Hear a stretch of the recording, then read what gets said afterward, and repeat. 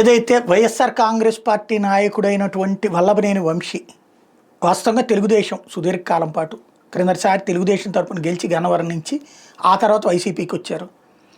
తనకి జగన్మోహన్ రెడ్డి బాగా దగ్గరగా చూసుకున్నారు. అభిమానం విపరీతంగా ఇద్దరికి ఒకళ్ళ మీద ఒకళ్ళకు ఉంది.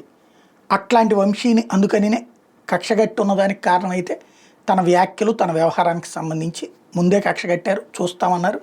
ఎలక్షన్ అయ్యాక సత్యవర్ధన్ కిడ్నాప్ అన్నటువంటి దాంతో బిగిన్ చేసి వరుసపెట్టి ఒక కేసు తర్వాత ఒక కేసు, ఒక కేసు తర్వాత ఒక కేసు బయటికి రానియకుండా దాదాపు 138 రోజులు ఉంచారు జైల్లో. 4 నెలలు పైన 4.5 నెలలు ఉంచారు. అన్ని రోజులు జైలు తర్వాత బయటకు వచ్చి నిన్ననే కింద కోర్టు హైకోర్టు బెయిల్తో పాటు సుప్రీంకోర్టు కూడా బెయిల్ రద్దు కోరితే ఒప్పుకోకపోవడంతో రిలీజ్ అయ్యాడు. నిన్న వచ్చినప్పుడు నాని వీళ్ళందరూ కూడా రిసీవ్ చేసుకున్నారు. తలసల రఘురాము, నాని వీళ్ళందరూ కూడా ఇవాళ స్వయంగా జగన్మోహన్ రెడ్డిని తన కుటుంబంతో కలిశారు. జగన్మోహన్ రెడ్డి ఆప్యాయంగా రిసీవ్ చేసుకున్నారు. అండగా ఉంటామన్నటువంటి విషయాన్ని చెప్పుకొచ్చారు.